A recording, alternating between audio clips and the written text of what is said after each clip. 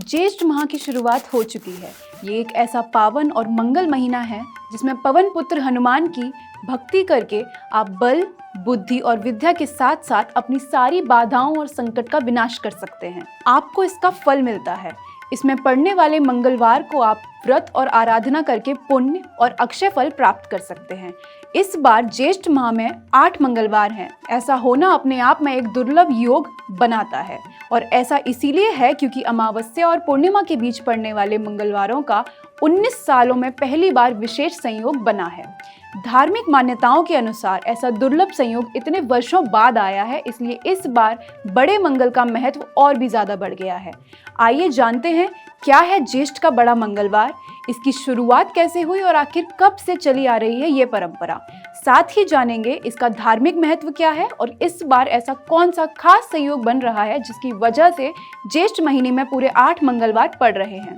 दरअसल उत्तर भारत, खासकर उत्तर प्रदेश में ज्येष्ठ महीने के मंगलवार को बड़ा मंगलवार या बुढ़वा मंगल के नाम से मनाया जाता है। मान्यता है कि इस दिन पूजा, भंडारा और दान करने से विशेष कृपा प्राप्त होती है। माना जाता है कि नवाब वाजिद अली शाह के समय से लखनऊ में बड़े मंगलवार की परंपरा को विशेष पहचान मिली, जहां हिंदू मुस्लिम एकता की मिसाल के तौर पर भी इसे देखा गया। उत्तर भारत, लखनऊ और अवध क्षेत्र में ज्येष्ठ के इन दिनों को बड़े ही धूमधाम से मनाया जाता है। आमतौर पर ज्येष्ठ महीने में 4 या 5 मंगलवार ही पड़ते हैं, लेकिन साल 2026 में अधिक मास यानी पुरुषोत्तम मास के चलते ज्येष्ठ माह लंबा हो गया है। इस वजह से इस बार कुल 8 बड़े मंगलवार पड़ रहे हैं। ज्योतिष विदों के अनुसार ऐसा दुर्लभ संयोग लगभग 19 साल बाद बना है, जिससे भक्तों को बजरंग बली की आराधना कर उनकी कृपा प्राप्त करने के लिए 2 गुना समय मिलेगा। ज्येष्ठ मास के सभी मंगलवार का अपना एक विशेष महत्व है।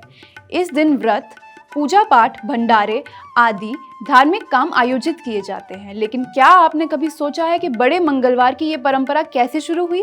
तो चलिए इसके पीछे की पौराणिक कथा को जानते हैं। अयोध्या के सिद्धिपीठ हनुमानगढ़ी के महंत रामदास जी के मुताबिक अवध के नवाब मोहम्मद अली शाह के बेटे नवाब मोहम्मद वाजिद अली शाह की तबीयत बहुत खराब हो गई थी। हर संभव प्रयास करने के बाद भी जब उनका बेटा ठीक नहीं हुआ तो कुछ लोगों ने उनकी बेगम को लखनऊ के अलीगंज में स्थित प्राचीन हनुमान मंदिर में मंगलवार को दुआ मांगने के लिए कहा। लोगों के कहे अनुसार उन्होंने ऐसा ही किया, जिसके थोड़े दिन बाद बेटे की तबीयत में सुधार होने लगा। बेटे की तबीयत सही होने की खुशी में अवध के नवाब और उनकी बेगम ने अलीगंज के पुराने हनुमान मंदिर की मरम्मत कराई, जिसका निर्माण कार्य ज्येष्ठ में पूरा हुआ था। इसके बाद पूरे लखनऊ में गुड़ और प्रसाद बांटा गया। तब से बड़े मंगल के दिन लखनऊ में जलपान कराना, भंडारा कराना और प्रसाद बांटना शुरू हुआ। ऐसा कहा जाता है कि तभी से यहाँ हर साल ज्येष्ठ मास के सभी मंगलवार पर जगह जगह भंडारे का आयोजन होता है। बड़े मंगलवार के दिन सुबह जल्दी उठकर स्नान करें और लाल या केसरिया वस्त्र धारण करें। इसके बाद हनुमान मंदिर जाकर भगवान को सिंदूर, चमेली का तेल, लाल फूल, गुड़, चना और बूंदी का भोग अर्पित करें। माना जाता है कि हनुमान जी को चमेली का तेल और सिंदूर चढ़ाने से विशेष कृपा प्राप्त होती है। पूजा के दौरान ओम हनुमंते नमः मंत्र का जाप करना बेहद शुभ माना जाता है। श्रद्धालु इस मंत्र का 108 बार जाप कर वीर हनुमान का आशीर्वाद प्राप्त करने की कामना करते हैं। इस दिन मीठा भोग अर्पित करने की भी विशेष परंपरा है। बूंदी, लड्डू, हलवा या गुड़ के बने प्रसाद भगवान को चढ़ाए जाते हैं। मान्यता है कि इससे जीवन में सुख समृद्धि आती है और संकट दूर होते हैं। वहीं बंदरों को भोजन कराना भी बड़ा मंगल या पुण्यकारी माना जाता है, क्योंकि उन्हें हनुमान जी का स्वरूप माना जाता है। इस दिन गरीबों को शरबत, पानी, फल या भोजन का दान करना बेहद शुभ माना जाता है। कई जगहों पर बड़े मंगल के अवसर पर भंडारे आयोजित किए जाते हैं, जिन्हें सेवा और पुण्य का सबसे बड़ा माध्यम माना जाता है।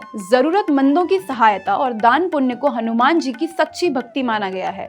हनुमान चालीसा का पाठ बड़े मंगल पर अत्यंत महत्वपूर्ण माना जाता है। धार्मिक मान्यता है कि 7, 11 या 21 बार हनुमान चालीसा पढ़ने से मानसिक तनाव, भय और बाधाएं दूर होती हैं। वहीं सुंदर कांड का पाठ करने से साहस और सकारात्मक ऊर्जा बढ़ती है। शाम के समय घर या मंदिर में दीपक जलाना भी शुभ माना जाता है। मान्यता है कि इस दिन किए गए शुभ कार्य कई गुना फल प्रदान करते हैं। ये सिर्फ पूजा का पर्व नहीं बल्कि सेवा, दान और भक्ति का प्रतीक माना जाता है।